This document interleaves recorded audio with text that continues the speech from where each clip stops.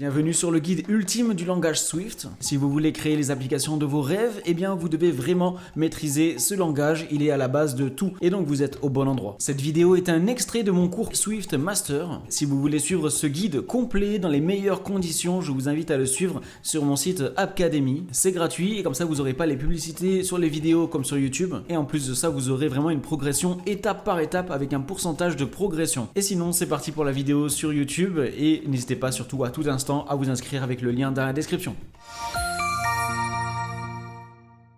Dans cette vidéo, on va parler des constantes et des variables en Swift. On est dans notre projet Playground et donc on va créer un nouveau fichier. On appuie sur le petit bouton plus, New Playground Page et on l'appelle constantes et variables. Et du coup, les constantes et les variables vont nous permettre de stocker des valeurs dans notre programme. Et on va commencer par les constantes. C'est vraiment le plus simple. Une constante, comme son nom l'indique, va pouvoir stocker une valeur, mais cette valeur par la suite ne va pas pouvoir changer. Elle est constante. Pour créer une constante, on écrit le mot-clé let. Ensuite, on donne un nom à notre constante.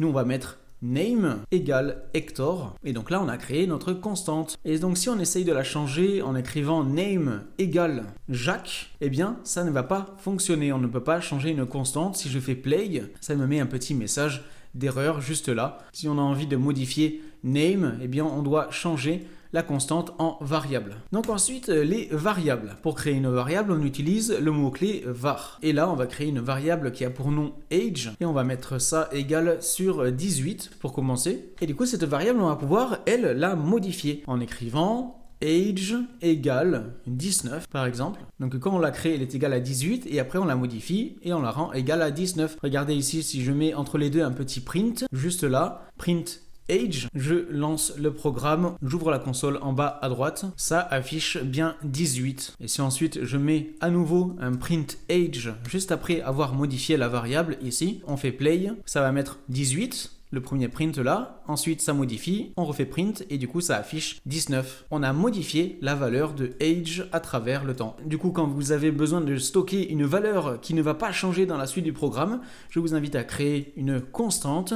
Et au contraire, quand vous avez besoin de stocker une valeur qui va devoir changer à l'avenir, je vous invite à créer une variable. Maintenant, si on a envie d'ajouter autre chose que ce 19, qu'on a envie d'ajouter un petit peu de texte dans notre print, on va pouvoir faire comme cela. Donc on ouvre les guillemets, et si on a envie d'écrire I am 19, mais qu'on veut que ce 19 soit égal à la valeur de age, on va pas écrire 19 directement, on va plutôt mettre un backslash entre parenthèses, et ici, on va mettre la valeur qu'on veut insérer. On écrit age. Comme ça, dans ce cas-là, ça va écrire I am 19. Si on change pour 20, ça va mettre I am 20. Donc vraiment, ce backslash entre parenthèses est vraiment très utile pour insérer des valeurs ici dans une chaîne de caractères. À noter aussi qu'il existe une manière précise de nommer nos constantes et nos variables en Swift. Je vais créer une constante my age, et du coup pour nommer une constante ou une variable, on commence toujours par une lettre minuscule, et après pour chaque mot qui suit, on commence par une lettre majuscule. Donc je vous donne quelques petits exemples. Player 1 score égale 4000, on commence par une lettre minuscule. Ensuite, pour le deuxième mot, on commence par une lettre majuscule.